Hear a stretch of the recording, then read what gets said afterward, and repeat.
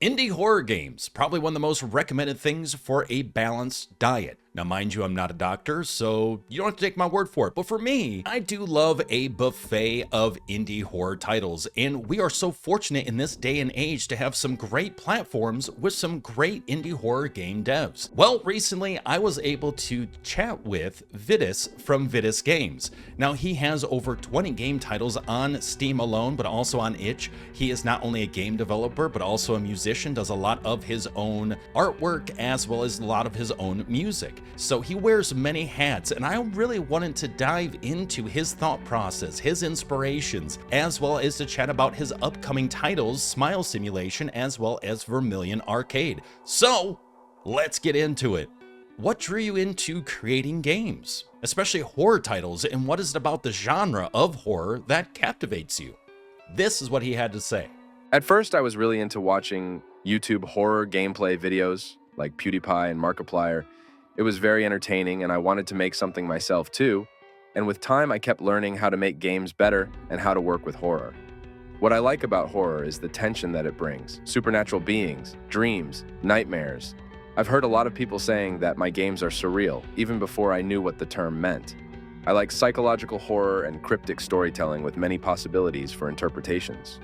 And I love the fact that he brought up about supernatural beings and dreams and nightmares, because it absolutely feels like you are in a type of dream when you're playing through many of his games. So that's awesome. Now, the next question I asked him was, what art or entertainment continues to inspire your work as a game developer? Are there specific influences that shape your approach to creating horror games? Usually, I try to come up with something without getting inspired by any media. Maybe it's my way of trying not to copy or to be more unique. But I do get inspiration from other horror games or artists. Silent Hill series is a big one for me. I really enjoyed Scorn, and I've been diving more into H.R. Giger's work more recently. And I really enjoy playing indie horror games, both very small ones and bigger projects. And I automatically analyze the experience and why it works in a specific game. And that probably shapes my view when working on my games too. And you know what, as a creator, I definitely appreciate that. I totally understand that, because I know for me too, there are plenty of times where it's like, I want to watch other people to understand what works for them and what doesn't, and try to figure out, well, what would work for me then? What is my own style? And maybe some things to avoid, some pitfalls and stuff, while also seeing some successes from other people and learn from that as well. But you do want to avoid copying, and you just want to be yourself ideally, because that's what people connect with. So I can appreciate the fact that he's like, even though there are probably inspirations out there, I really try to avoid direct interpretation of games into my own, because I don't want to copy. I want it to feel unique, or as unique as possible. So that's awesome to hear. So with that, I then asked him, well, how would you describe the aesthetic of your games? What reoccurring themes can players expect to encounter across your many different titles? Surrealism, human psychology, and supernatural are the main themes. And visually, I've heard people say I have a unique enough style. Probably something to do with the way I make my 3D models.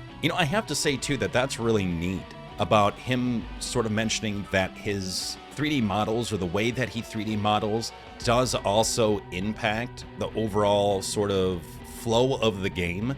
Like he starts working out these different designs and goes, okay, this is, I think, where I want to go then, just kind of what comes to mind, which is great. When you're writing about human psychology, to use your own psychology and project it into a game, that makes sense to me. So now, as I mentioned at the beginning of the video, he is coming out with a game entitled Smile Simulation, which, to be upfront, you will see my scary face in that game as well. You could thank him for that. I gotta wake up with this mug every single day. Now you get to too, in a game. Isn't that fantastic? Anyway, I asked him, what inspired you to create Smile Simulation? Was there a specific moment or idea that sparked the development of the game? I'm not sure exactly. I thought that I wanted to make a game with proper gameplay. This game combines themes like analog horror, SCP-like story, and gameplay, and also combines many things from my other games. I thought it would be very interesting to get more people involved too. You walk around looking for pictures that are smiling, and by clicking a Desmile button, it changes a smiling picture into a non-smiling one. That idea seemed very interesting to me, as well as adding more layers with the pictures being creepy and dangerous and having creatures lurking there too as you play. I kept adding more and more, and it all mixed very well.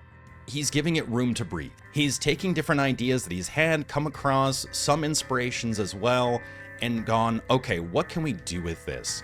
What kind of comes together when I start molding these pieces into place? And I think that's really neat to see. So I'm really excited to see the game on full release. Now, also to follow up with that, I said, well, what do you hope players will take away from their experience with Smile Simulation?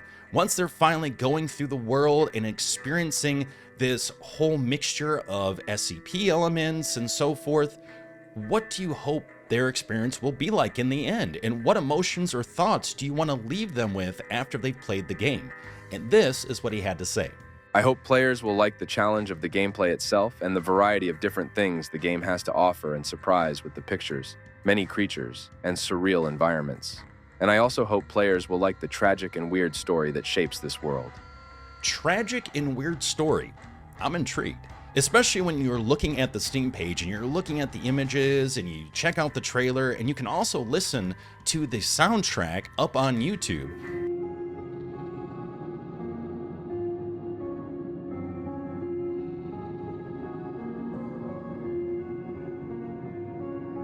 Like, I'm really intrigued on what this story is going to be. Seeing the visuals, hearing the musical inspiration and stuff, I can just only imagine. And even then, I probably can't even imagine the extent to which Vidas has taken this. So I'm excited to check it out. Now, besides the recent release of Smile Simulation, he also has Vermilion Arcade coming out, which seems like a really awesome concept, by the way. And what I asked him was besides your recent release of Smile Simulation, you have Vermilion Arcade coming soon. Can you share some details about Vermilion Arcade? Please, just a little bit. Just give me a little bit. What can players expect from this new experience? Vermilion Arcade is going to be a collection of various horror games made specifically for this collection, all made by me, as well as combining them all in the arcade and giving a big story about the world that this arcade is in. The project is a huge task for me, so the development is long and slow, but I have already shared first versions and demos of a few games from this collection that you can play for free: Insomnus Experiment, Gradiarum, Void Home, and Samantha Demo. I'm not gonna lie, that has me excited.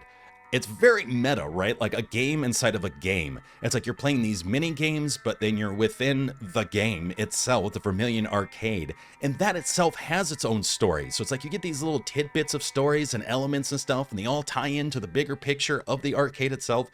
That sounds awesome. I've always been a big fan of that. And when game devs do that, I just appreciate so much, because it's a detail they don't have to try to take on, creating these, mini games inside of a much bigger game, but let alone even incorporating it into the main storyline. That is insane, and no kidding. That is so much work to take on, but I am super excited to check it out when it comes out. Now, of course, as you could tell by the interview, he is a man that wears many hats, but of course, no one is an island. There is always someone that is there willing to help, willing to come in and put in some great work. And so I had to ask him, are there any people you'd like to give a shout out to? Yes, of course. I work with great voice actors, Daniel Bean, Cheshire Jack, and Quirky. Both of them have done an amazing job voicing my games for a while now and bringing many various voices to each game. The new Smile Simulation involves over 40 people, and I'd love to give everyone a shout out, but the list is so long you'll have to play the game and meet each one of them in the game. I also started translating my games to other languages not too long ago, so huge thanks to the translators too. Chica Horror, Perla Rivas, Spanish, Tor Ekman, Swedish, Anna, German, Igla Iaquinto, Italian, and Grabbit, Korean. And thanks everyone for playing my games, as well as to you, MindMine, for having me for an interview. And Vidas, thank you very much, seriously, for taking the time to answering these questions for myself and for all the viewers out there, all the players of these incredible horror games that they can get lost in. I really do appreciate it, and I'm super amped up. Congratulations on the release of Smile Simulation and for the upcoming Vermilion Arcade, which sounds dope as hell. And if you, the viewer, would love to check out his games, you can check them out on itch as well as on Steam. You can check out his music also on YouTube, SoundCloud, as well as Spotify. And all of these links will be in the description of the video, as well as pinned in a comment below. But tell me your thoughts. Have you played a Vidas Games game? Have you checked them on out? What are your thoughts on it? Are you excited for Smile Simulation? Are you excited for Vermilion Arcade? Let me know your thoughts in the comments below. Also, if you like gaming content like this, both gameplay as well as interview, make sure to subscribe, hit the notification bell so that way you get notified whenever these videos go live. And I will hopefully see you in the next video.